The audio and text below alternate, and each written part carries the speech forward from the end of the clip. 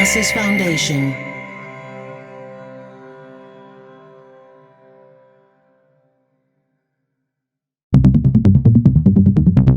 Dublab.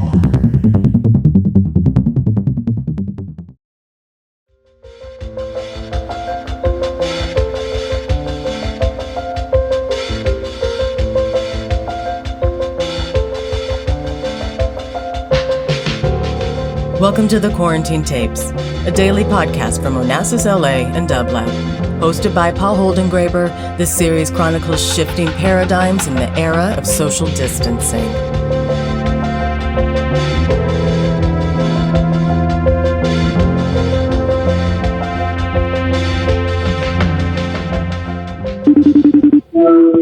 Hello. Hello, could I please speak with Howard Bryant? You've got him.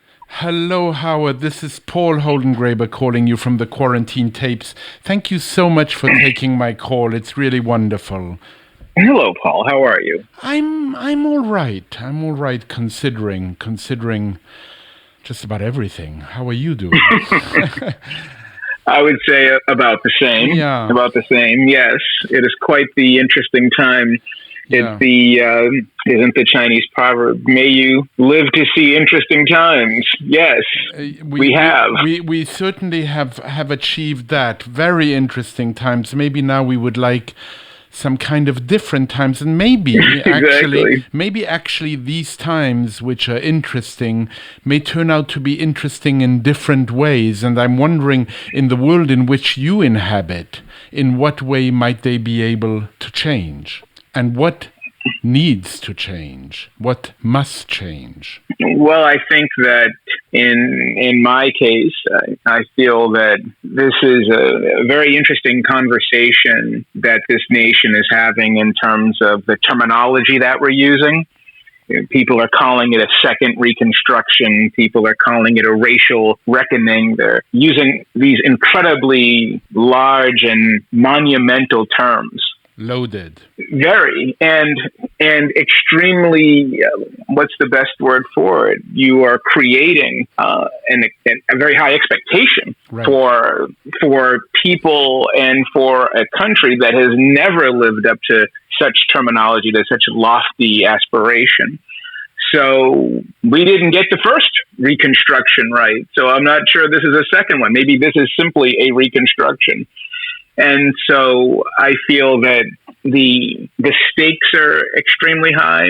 I feel like the feelings across so many different areas are being tested and challenged.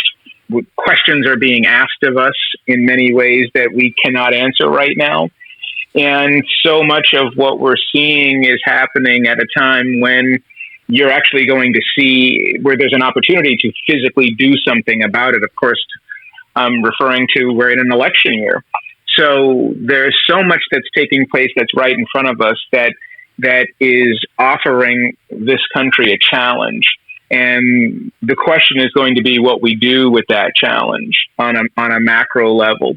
I think on a micro level, on a personal level, it's been very revealing in some ways for me, considering that I've been stunned by the number of people who have really worked very, very hard to try and maintain some sense of normalcy. And I'm not stunned by them because I'm disappointed necessarily in them. I'm stunned by it because it's so much the opposite of how I've lived. I haven't really gone out of my house since March. I was at spring training in baseball. I was in Florida, in Arizona. And I came home on March the 7th and really haven't been out of the house since, except to get groceries. I've gotten gasoline twice since March. So it's been a massive, massive sort of overhaul in terms of the actual routine of the things that I like to do. It hasn't been that different in terms of my daily routine because I write. I think the travel part has been very different, I haven't been this grounded since I became a professional, I think. Well, probably since I started covering baseball full time, which was in 1998. But the writing side of it has been relatively the same, except for the fact that when you are thinking big about wanting to talk to people and trying to plan interviews or trying to plan some of the types of work you want to do, you realize, oh, wait a minute, nobody is spending any time face to face. We have to find different options. I'm curious in your work writing about sports. What did you make of the kneeling gesture in the context of recent protests about systemic racism? Well, I think that having covered this from the outset all the way back 5 years ago, and of course I've been covering, been a journalist for almost 30 years now, but I think over the last several weeks, I think that the real question for me has been I've been asking myself, what are the machinations that are taking place in terms of control? You ask yourself these questions in terms of stepping back. I ask myself, okay, why is some of this happening now? The Washington football team has been named what it's been named since 1933. They've had corporate sponsors for decades. They've had these individual sponsors, whether it be Nike or whether it be FedEx, for 20 years or more.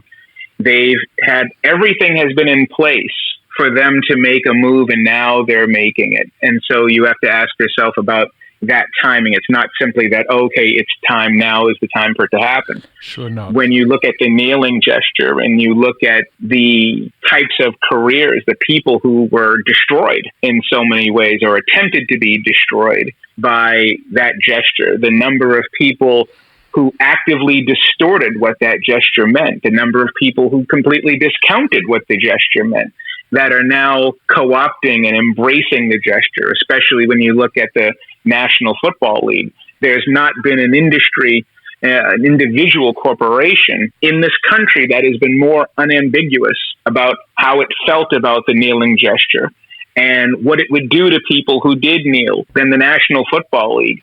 And now they're embracing all of this type of change. I don't trust it. I have been told by many, many people to have faith and to believe that what's taking place is a reckoning, and people are finally getting it, and people get it at different speeds. But once they get it, trust them that they got it. I don't really necessarily believe that. I believe that what you're really seeing is you're seeing a corporation complex in this country that is recognizing that people are vocal in ways they've never been, that people are in the street in ways that we haven't seen in a half century. And this corporate class needs to exert some form of control because you don't have a government that you can trust. You don't have a public sector that can be trusted, that public side of the country that you look to for leadership and guidance and healing and all of these other sort of concepts and direction.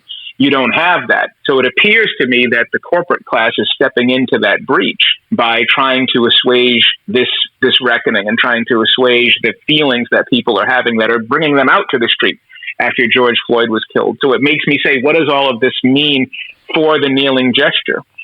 Does it gain potency because people seem to be getting it, or does it lose potency because you're no longer because you don't have to ask for permission anymore? Right. You're getting permission from the culture. Are you really protesting anything if you're asking for permission? Right. Or if it's an accepted gesture? Or is it just because it's good for business? Is it simply performative? Exactly. Is it? I say now that it's safer to speak. It's less safe to not speak. If you don't speak these days, people are looking at you and wondering what's wrong with you. So to me, some of these gestures, it's all been sort of turned on its head, and it makes me wonder if some of what we're seeing is performative and it doesn't have a great deal of muscle behind it. But at the same time, I don't want to be cynical. I don't want to think in these terms, because sometimes what ends up happening when you look at history is that you do have a spark. Sometimes there is that matchstick. For some reason, a lot of the matches don't catch, but one of the matches in the matchbook catches. And maybe what we're seeing is the match finally catching after George Floyd. I've been asking this question for months. Well, you've also studied this history so carefully that I imagine it Howard, it must be impossible for you not to be scrupulous and perhaps at certain moments cynical. It's probably difficult. I remember the wonderful critic John Berger, who once said, if we can see the present clearly enough, we shall ask the right questions of the past. And you trace a long history of activism in sports back to people like Paul Robeson and Jackie Robinson. What might people today be surprised to know about them? Well, I think that the most important thing, and there is no figure more important to me than Jackie Robinson in terms of my life, in terms of the coverage, in terms of the things that I've done professionally, and also in learning about what this heritage has meant, what this lineage has meant in terms of understanding it.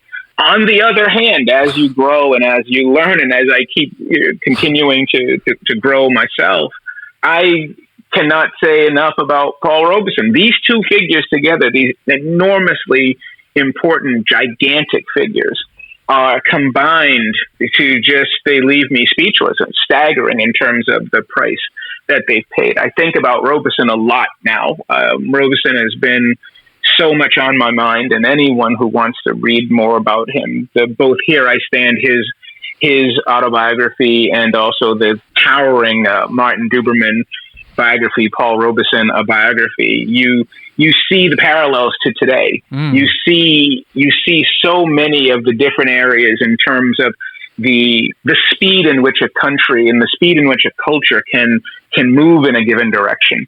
And the way the sort of anger that I have with people when they look at you so surprised and they say things like, "Can you believe this is happening?" Absolutely, I can believe this is happening. Not only can I believe that it's happening, it's happened before.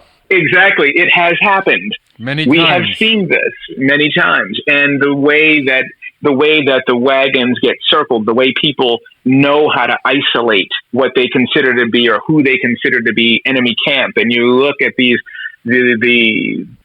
carrion that has been left behind, and how many people have been hurt by this, and you realize that because we've seen this before, anything's possible. And I feel much an even more forceful critic of the idea of American exceptionalism. And I feel so much more. I feel so much more resolved to do better work. I think one of the things that's been very strange. It reminds me a little bit of covering baseball. When you're on a baseball beat, the days don't matter. You get to spring training in February. There's a practice every day. There's games every day once the games start. It's not like football where you play once a week and you actually have an idea of what day the game is. Baseball, you play every day. The games don't matter. When you cover baseball, there are only 2 days of the week that matter. Mondays and Thursdays, because those are travel days. Every other day, there's a game for the most part. And so when you're in the middle of a quarantine situation where you haven't left the house since March and the days don't really matter, and suddenly you're moving by a different metabolism, it can be very frightening. But on the other hand, you also realize if you can find that writing groove, if you can find that space within yourself to not fall into that molasses of despair, to fall into that sort of malaise, you can do incredible work when you get focused, because there's nothing really else to do. So I've found myself to be more locked in a lot of topics. I find myself to have more energy in some ways. I certainly worry about it, because I've also found myself, I feel like I'm giving advice to an elderly person, like we do when people get up there in years, where especially when you lose when a parent or an older person loses their spouse, where they want you to be more sociable. I find myself being less and less sociable, and not only being less and less sociable, but being comfortable with it. And I think that frightens me a little bit, because I think the longer I go without people, the less I need them. And I'm wondering if that's the case, or if that's simply I'm in the middle of my own sort of confrontation with what this country and what the world is in right now as we go through this quarantine. Well, we'll check in again, and if you go too much inside yourself, I'll bring you out. I'll check in with you and see. Well, now, tell me. I would appreciate that. Tell me, Howard, I mean, I like the whole country have followed Colin Kaepernick, and I have to admit, and this isn't false naivete, I'm so perplexed on just why he's been so demonized. Why hasn't his gesture been perceived as a form of patriotic dissent? I simply cannot understand. Well, let's try to make it simple. Please. And the simple answer is that this country doesn't want to hear from black people. This country does not treat black people as citizens. It treats them as renters. It doesn't treat them as owners. And if you are an owner, you have the right to dissent. You can say things that you don't like. You can storm the State House if you feel like your rights are being infringed upon. You can do it with weapons, and no one's going to surround you in riot gear. But if you're a renter, as black people are, and my emails over the course of my life attest to it, people feel like they can revoke your citizenship whenever they want. They feel like they can tell you to go back to Africa if they don't like what you have to say. They can tell you that you don't belong in this country if you have an issue with it. They feel like your citizenship is something that belongs to them, that they, not only are they certain that you don't belong here, but they are certain that they do.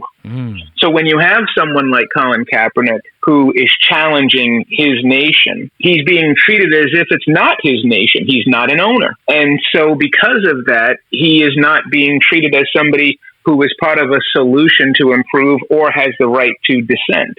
He's an interloper.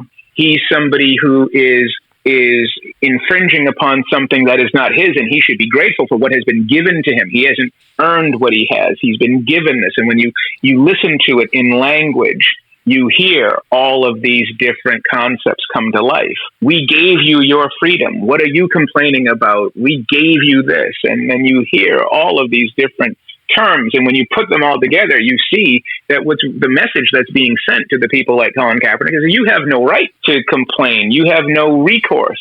And if you do that, you're being disloyal. You're not helping, and you also have no claim.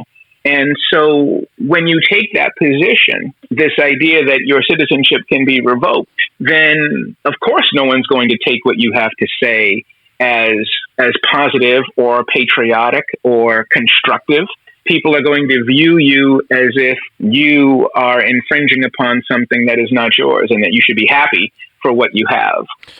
And this is something that is not specific to Colin Kaepernick, but it's very specific to black people. And the number of times that when you think about the black story, you think about the African American story throughout, the number of ways we have tried to prove our worth, whether it's fighting in the Civil War or fighting in World War I or fighting in World War II and coming back to not having the GI Bill and to not having full citizenship, coming back from World War I to segregation, coming back from the Gulf War and having questions about this country and to be told that you are ungrateful or that you're unpatriotic. The pattern is the same. The pattern has not changed since we got here. You know, I keep remembering this line of James Baldwin when he says, "I love America more than any other country in this world, and exactly for this reason I insist on the right to criticize her perpetually." Perpetually. Yeah, perpetually. Exactly. Because it doesn't go away.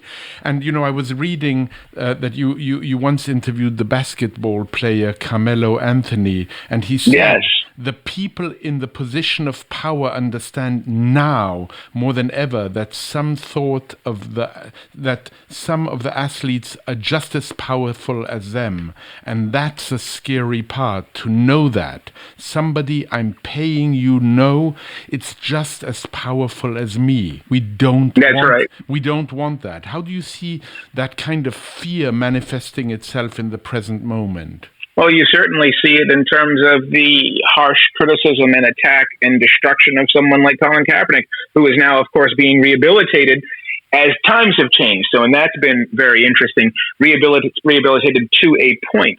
I wonder, as we got caught in some of those moments, if I agreed with Carmelo after he and I had that conversation.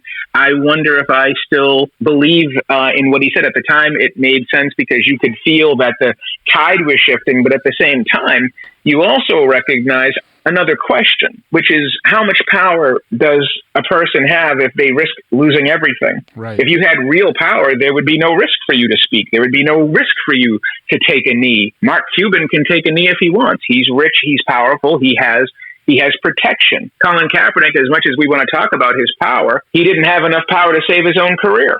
So I've been asking myself a different question over these last couple of years, which is, are we overestimating the power of the player? And are we placing far too much emphasis on them when actually what they have is not a lot of power. They have a lot of money. Right. And they're not the same thing.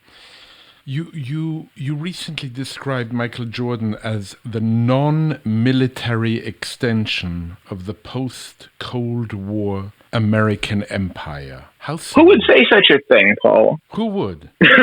Who would? I mean, really, who would? I'm glad to hear that laugh, by the way. We're talking about such serious matters, but my goodness. It's chilling, Howard. But it's also true. And the reason why I said it, and the reason why I wrote that sentence in the documentary was absolutely brilliant in so many ways. It brought back so much nostalgia for Michael Jordan and how great an athlete he was and how dominant an athlete he was and how single-minded and driven and all of the things that we talk about in terms of pure competition. Michael Jordan is pure competition. Right. However, it will always bother me that people would talk about Michael Jordan not being involved in politics, of Michael Jordan not being involved in political issues. And I'm saying to myself, this is absolute nonsense. Michael Jordan is very involved. Is very involved in geopolitics. Michael Jordan is involved, and people are very much willing to give him credit for that. They're willing to say that Michael Jordan's impact on the 1992 Olympics in Barcelona changed history. People will talk about what Michael Jordan did for Nike across the globe. People will talk about what Michael Jordan did for McDonald's and what Michael Jordan did for the NBA. And people will talk about what Michael Jordan did for basketball in terms of the globalization of the sport in all of these different countries. Look at the NBA today. The white American basketball player is not even as much of a factor. The best white players in the world now are foreign. And so much of that is all from the legacy of Michael Jordan, from what he gave, what his presence was in the world. What we're really talking about is Michael Jordan did not represent individually and specifically for Black people. That's what we're saying. And because he didn't do that the way Paul Robeson did, it allowed the United States to create a presence across the world. And without anyone saying, by the way, back home, we still have a massive underclass. Think about how different the Michael Jordan story would be. Think about how different the American story would be if Michael Jordan took the global position instead of selling underwear and soft drinks and hamburgers and sneakers, if he also did what Muhammad Ali did, which was to say, I am also here to represent my people. Or what Paul Robeson did, which was to say, I represent not only my people, but all the colonial Black people in the world, or all the colonial peoples in the world. Think about how different that international face would be. It's totally different. Michael Jordan could be counted on to further and progress the united corporate capitalist state. But at no point in that capitalist state was there a critique on the fact that his own people, that our people, African Americans, have been losing ground over this exact same period. So when people say he isn't political, what they're saying is he isn't liberal. I don't think that's what they're saying. I think what they're saying is they're saying he's not political. They're saying he's not talking about Black people. Right. He's not supporting. Let's be very specific about this, because that's the ask. That's what we're really talking about. When we talk about Michael Jordan, whether you're Black, white, whatever, it always comes back at some point to whether or not he was publicly supportive. And that is very, very different than being privately supportive or being anti-Black, because Michael Jordan is neither of those two things. Michael Jordan is very much aware of who he is and where he comes from and where he came from and what is around him. But what he wasn't was he was not willing to challenge this American corporate capitalist machine. That's really the critique of him on this one specific subject. Since the George Floyd protests, have you heard from many athletes? I know you've been at home and only to the grocery store twice, but are they talking to you? Are you checking in with them? Sure, absolutely. I imagine. What are they saying? What are they thinking? Maybe you can give an example or two. Sure. Well, I think that one of the things, I just did a very long story on it. I love when a 2,000-word story becomes an 8,000-word story, but I did a story. I did a story on the baseball player Bruce Maxwell, who was the first and only baseball player until recently, into the last couple of days, to take a knee on the field. He took a knee in September of 2017 for the final 9 games of that baseball season. And I did a story about the aftermath of the different turns that his life took after that. And he's no longer in Major League Baseball. He now plays in the Mexican League and lost several opportunities and probably millions of dollars by making that stand in support of African Americans. 3 years later, now, or two and a half years later, now that it's suddenly become fashionable and the coast is clear and it's okay to take a knee and to support and to say Black Lives Matter, you have this baseball player who says, well, where were you when I needed you? Where were you when there was actual risk? Which brings us back to the part of the conversation earlier about are these symbols being co-opted? And now that the coast is clear, have they lost all their meaning? Because when it was time to risk something, when it was time to actually make a stand about what was happening in the country that was not sanctioned by American corporations across the country, nobody was there. Very, very, very few people actually took that challenge. Bruce Maxwell took the challenge. Colin Kaepernick took the challenge. Michael and Martellus Bennett took the challenge. Not very many other people did. Eric Reed took the challenge. But everybody else, for the most part, decided that it was too hot to the touch, and now they want to speak. So it's been a very interesting conversation over the last several weeks, listening to players asking, where were you? And if where were you is a legitimate line of questioning. I talked to Dave Stewart, the great pitcher for the Oakland A's back in the day, and he talked about the abandonment of Bruce Maxwell by other baseball players. And he said to me that what they did to him, especially, buttressed by the fact that they're speaking so freely now that they have permission, it was the equivalent of watching a black guy get his ass kicked by a bunch of white people, and the black guys just sat there watching. And now you look at this, and now everybody wants to talk. And the reason why they're talking is because there's no risk to talk. Involved. So what does it really? What does it really say? What is the real power here? Where's the utility in this? On the one hand, you've had other players tell me that the utility in this is that give people a chance to grow, give them the opportunity to reach these moments at their speed. And now that they're here, don't browbeat them for being late. Bring them along and keep them here. And I understand that there's value in that as well. But I think that all questions should be asked. In closing, very sadly, might I say, what do you think the next phase of dissent will look like in sports? And maybe differently put, Howard, how do you hope it will be? It might be a utopian question. Well, I think that it's important that athletes recognize their citizenship. And I think that's a good thing. I think it's also important to remember that we keep the athletes in check as watchdogs, as journalists, and as citizens as well, to not give them more credit for what they're doing than they are. One of the questions that I've been asking when you think about this heritage and you think about this lineage of actual Black political protest and of Black advocacy, do you get to join this heritage simply by wearing a T-shirt that says "I can't breathe," or having your corporate overlords make a cool commercial for you that essentially monetizes protest, as much as the opposition and sports in this country has militarized professional sports, and they've profited off of that patriotism. You also see a lot of profit being made off of protest, and neither one of these things should be for sale. I think a lot about losing both John Lewis and C.T. Vivian this past week.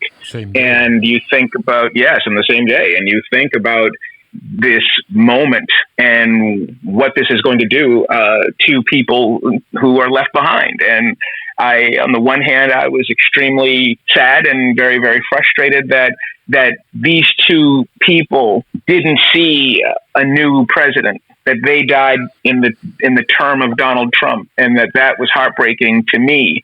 On the other hand, I also spoke with some folks in Atlanta who talked about what C.T. Vivian meant and what John Lewis meant And they also said that you have to also remember that the last moments of their lives came knowing that people were back in the street, that they saw Black and white and Latino and Asian, everybody in the street fighting this moment, that the energy hasn't been lost. And it's not something that we talk about in the past, but in the present. So when you think about what John Lewis, the John Lewis journey and the C.T. Vivian journey, how it ended with people protesting, and they got a chance to see that. So rejoice that he can rest knowing that people hadn't quit on what he had started. Howard, what a pleasure it's been speaking with you. Thank you so much for taking the time. And this has been great. And I really hope we meet someday. And I'm not going to let you just sort of hide within yourself. I'm not going to hide in my little apartment here. We'll call anytime, Paul. Yeah. This has been an absolute pleasure. Thank you so much. Take good care of yourself. Stay safe. Thank you. And keep the fight up. Bye-bye. Yes. Bye-bye. To support this show and Dublab's progressive programming, go to dublab.com/support.